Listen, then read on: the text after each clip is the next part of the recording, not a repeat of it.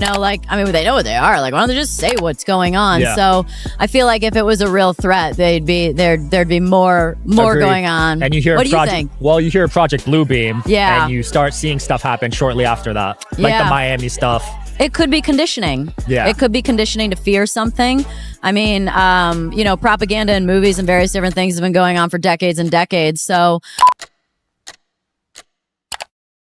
All right, Danica Patrick, part 2. It's been a Oh while. my gosh, I'm so excited to see you here. A lot's changed. Gosh, a lot has changed. It was before for sure. you made your first endorsement. Yeah, ever. there's like a BC to our conversation, to be honest. Yeah. I mean, I came to this event last year. It was my first political event that I had ever been to, which then led to going on Tucker's show and Charlie's show and meeting Tulsi and interviewing her and then becoming friends, which then led to Tulsi inviting me along the way with so many different campaigns, which ended up landing me sitting next to President Trump for about 2 hours worth of the flight from Michigan back to West Palm. I love it. Were you eating McDonald's on it?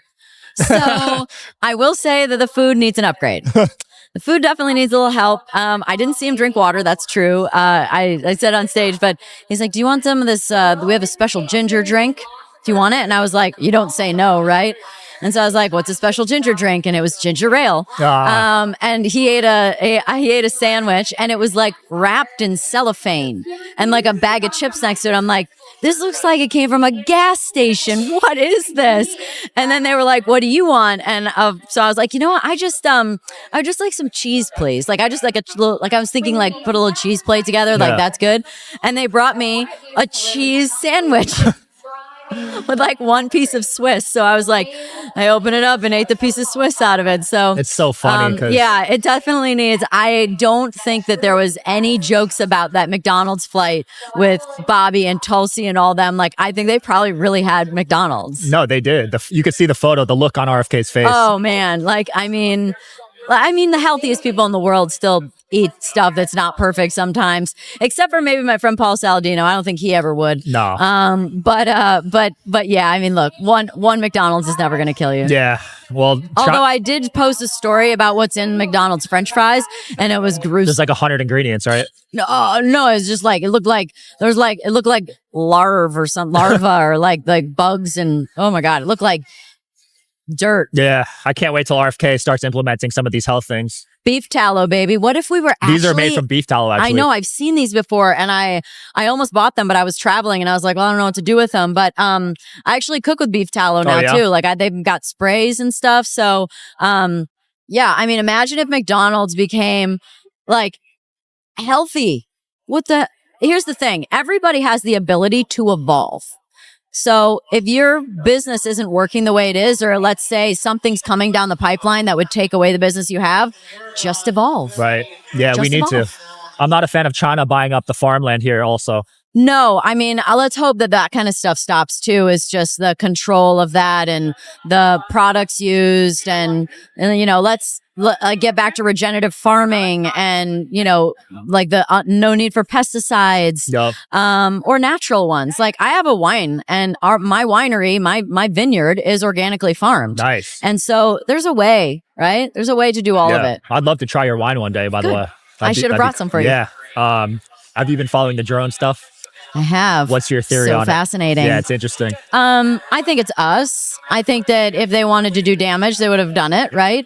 It seems like, you know, I'd watch someone speak about it being something that could maybe, because it's at night, so it's not necessarily seeing anything unless it, actually I was talking to some guys that used to work for the border. Yeah. And I was like, what if they had, don't they have drones or cameras that can heat seek and sense things? And it's like, yes. So, I mean, I guess they could do that at night, but otherwise they said they were maybe smelling for certain bombs or different things, but also maybe they're just running tests. Seeing how these drones operate, seeing how things work, maybe because we might need them in the future. But I do think it seems to be us. Otherwise, I mean, you know, President Trump seemed like nonchalant, kind of cavalier about, oh, well, you know, like, I mean, they know what they are. Like, why don't they just say what's going on? Yeah. So I feel like if it was a real threat, there'd be more Agreed. going on. And you hear what do you think? Well, you hear Project Bluebeam, Yeah. and you start seeing stuff happen shortly after that, like the Miami stuff. It could be conditioning. Yeah. It could be conditioning to fear something. I mean, propaganda in movies and various different things have been going on for decades and decades. So, one of obviously my favorite things is hopefully we get some more disclosure on everything from like the FBI files. Hopefully Cash Patel is able to implement some of that. You probably know Cash. He's I don't. in Vegas. I'd love to meet him. Oh, he is? Yeah, he's a great guy. I didn't know that. But he's great. And I mean, just being able to know what the hell is really going on will be so refreshing. Yeah. That being said, though, I do believe in aliens. I've had on Elizabeth April recently. I have too, a couple times. I saw that episode, and she's convinced me. I mean, there's so many people that speak so matter of factly about it. She remote views, and so and look. The CIA's been using remote viewers for a very, very long time. They've probably also been using them in other countries as well. These people get snatched up that know how to, there's actually apps that you can use to practice and see if you're able to do it, which actually everyone's able to do it. It's more a matter of tuning in, which I'm sure you've talked to plenty of people about tuning into frequencies. But yeah, remote viewing's a real thing. Yeah, I know you've had Greer on too, right? Stephen Greer. I've had him on a couple times as well. I was thinking I need to get Stephen back on. Especially he's with all probably the got stuff some going things on. to say right now. Oh yeah. Shout out to Steven. Right? Steven has been at this for a long time, decades and decades and decades. He used to be a doctor, he is a plethora of information. Almost the most concerning thing about Steven is that he has so much. It's like, wow, how do you know all that? Right? There's like a peaking suspicion in how much you know. I think that's the case with anybody that's like has an answer for everything, but I'm pretty sure it's not all BS. Yeah, it has to be something, right? Right? I don't think you can make up every single story you said on 20 podcasts. Right? Somebody be fact checking him. Yeah, for real. How excited are you for Doge? I mean, I think this is probably one of the greatest movements to come along. Everything from Elon buying X to, he spent almost $500 million of his own money to get the campaign to do what it did and help him get elected. I mean, he lived in Pennsylvania for 3 or 4 weeks. Yep. But Doge being able to go in, I was talking to my sister about this on the way, and I was like, how about the fact that they believe they can cut $2 trillion from the budget? Like, it'd be cool. Wouldn't it be amazing if they could cut 100 billion? Yeah. No, times 20. Crazy. So, I mean, there's just probably so much fat to trim, so many unnecessary programs, so much that they can clean up. And this will truly be probably one of the greatest resets that the administration will be able to do, is to adjust, to get this budget in check, eliminate stuff that shouldn't be there anymore. And even just simple things like they say, like, get people back in the office. How many people aren't even working in the office anymore? It's like, get people doing the job that they're meant to do. And when you're in the office, there's more accountability and more communication, and usually more collaboration and more progress. I believe Elon said 6% show up to the office, federal workers. Really? Yeah. Oh my God. So That's 94% don't show up to office. That's wild. Well, about 50% are probably going to lose their job. Crazy. I hope he makes some changes to the IRS. Yeah, I mean, I don't know enough about all the changes that they want to make, but again, another topic that my sister and I were just talking about on the way here about just like taxes and how wild the taxes are. I like that the people that think that the wealthy should pay more taxes, it's like the wealthy employ people. I feel like people don't understand that if the wealthy make more, they hire more. Yeah. They hire more people, and also there's spenders and there's savers. And I'm betting a lot of the savers are business owners. And you know what they do? They expand their business. And so I feel like there's a lack of understanding on some people's part that, raising taxes for the wealthy is going to somehow solve a problem. It's a whisper on the wind. And also they're the ones that are employing the massive amounts of people. And so I think that, I mean, like they say, make the wealthy pay their fair share. Yeah. I mean, I love the idea of a flat tax, I do too. Isn't that fair? Right? Why should I have to pay more because I make more? Shouldn't we be fair? Let's all just pay 20% or whatever it is. I mean, look, I think that there needs to be operational fees for like the country you live in and the cities and the states and all the luxuries that we have. But I think that we get taxed to death. Death by tax is a real thing, because you literally get taxed when you die. Yeah. You not only get taxed when you get it, you get taxed if you give someone money, and then you get taxed when you die. It's just wild. Yeah. It's just wild. What was the one issue that you were focused on the most this election? I mean, health is my biggest passion. Everything to do with, everything RFK is doing. So I just had the most amount of passion for seeing that stuff take a turn. Yeah. But I think on top of that, it's really just like a call to rational thinking again.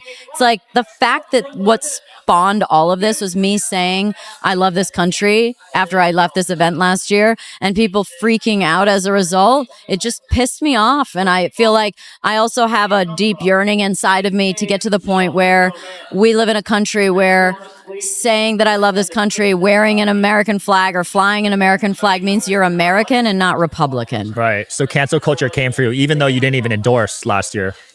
I didn't endorse a candidate or anything. No. Last year, no, they were just going after you because you were at the event. Oh, because I posted that I love this country and I was at the event, and so they all just kind of like were, there was just like, oh wow, Danica's a radical right MAGA. Like they frame you like you're a bad person for some reason, when all I did was say, AmFest, America Fest, I love this country, seemed like the place to be. And you got canceled for that. Yeah, or they tried anyway. I feel for these pro athletes, Well, I think there's an important energy that needs to be used in these moments, which is just truth and conviction. Yeah. Like people kept telling me along the way, and especially after the election, like, thank you so much for what you did. You're so brave. It's like, I don't feel brave. I felt called to the truth of what's going on. And I wanted everybody to wake up. Yeah, you took a brave step, because a lot of these athletes and these people in Hollywood, they support them behind the scenes, but if they make a statement, they'll lose a lot of money and business. Endorsements and things like that. Did that happen to you? I mean, I think while I was in my career, I stayed away from politics and religion, because it's literally on a piece of paper when you'd go do like speaking engagements or events or something, to like stay away from these two topics. So I just did, because I was an athlete. Yeah. And I'm fine with that phase of my life. And I think that it's okay for some people to be in that phase of their life, right? There's something more important than you taking a stand against something political or that's happening in the country. It's your job right now. Great. I don't think there's anything wrong. I think it's wrong if you feel like you really, really want to step up and you don't. Yeah. You should be able to, and then you just should, because I'm guessing you have the conviction then. But if it's something where you don't agree, but like, look, I'm far more interested in this other side of my life that's happening, it's fine. It's just a chapter of your life, and maybe the other chapter into politics will open up. Agreed. What are you working on next? Where can people watch your podcast?